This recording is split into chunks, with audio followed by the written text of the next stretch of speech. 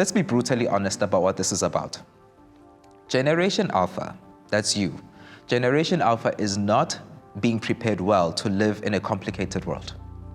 100 years ago, you would have had to learn how to read, how to write, how to conduct yourself in public, and a few other lessons. Today, you have to know all of that and how to drive, how to navigate the internet, mobile apps, money, vaping, smoking, drinking, sex, and peer pressure. And the last one is especially complex because peer pressure is a term. You hear it from the same boring adults who don't understand you, but it's also something that's coming from the same teenage friends who just look so cool, who seem like they get it. And that makes it almost impossible to spot peer pressure while it's happening. You only see it in hindsight that, oh, I did what I did because of peer pressure, because you've got two things happening in your brain at the same time. You're being programmed to think that your friends and your parents are cooler than your family because you're supposed to go out into their world, and you're being programmed to block out your parents. So you've got a bias to accept peer pressure as just good advice. It is not always good advice. So if you want to be cool as a teenager, if you want to be cutting edge, if you want to have your own identity, learn to spot peer pressure. Learn to name it. Learn to think from the perspective of 25 or 35-year-old you. It's very difficult. Your brain is not wired to do it yet. The reason we're having this conversation is that every generation before yours knows for a fact that your generation has more complexity on its plate than any generation before. The world seems safer for you, but it's also more complicated, and that distinction is confusing. Though we are living in the most equal, most literate, most peaceful time on earth, we have fewer people going hungry each year, suicide rates and depression, that's going through the roof, and especially in very advanced first world countries. So we're safe, but we're also endangered by the complexity that comes with being safe, with having more options and more choices. And we're here to work through some of those together to make the complexity more manageable. Just a quick orientation, it might be necessary. If you're like me and you were born between 1981 and 1996, you're a millennial. If you're born between 1997 and 2010, you're Gen Z. If you're born after the year 2000, you're Generation Alpha.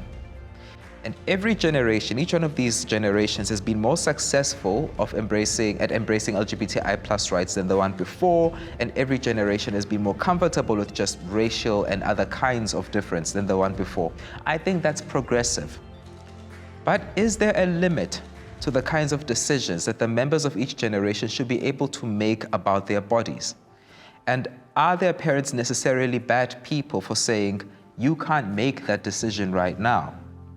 And I ask this because years after I realized I was gay, I watched a TV show where a teenager came out as gay to his mother, and she accepted it, the father rejected him, so the mom was extra sensitive to the fact that she had to accept the son.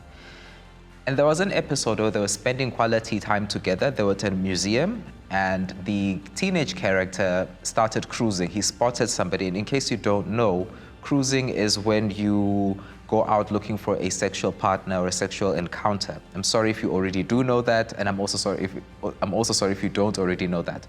So this teenager spending quality time with his mother, he sees this potential sexual encounter, he makes eye contact with the other person, and without excusing himself, without bringing his interaction with his mother to some kind of an amicable end, like, oh mom, I have to, he just disappears.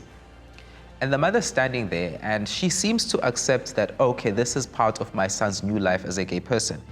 I watched this and I thought, okay, what were the writers of the show thinking? Because it's not just about the fact that they're a mother and a son.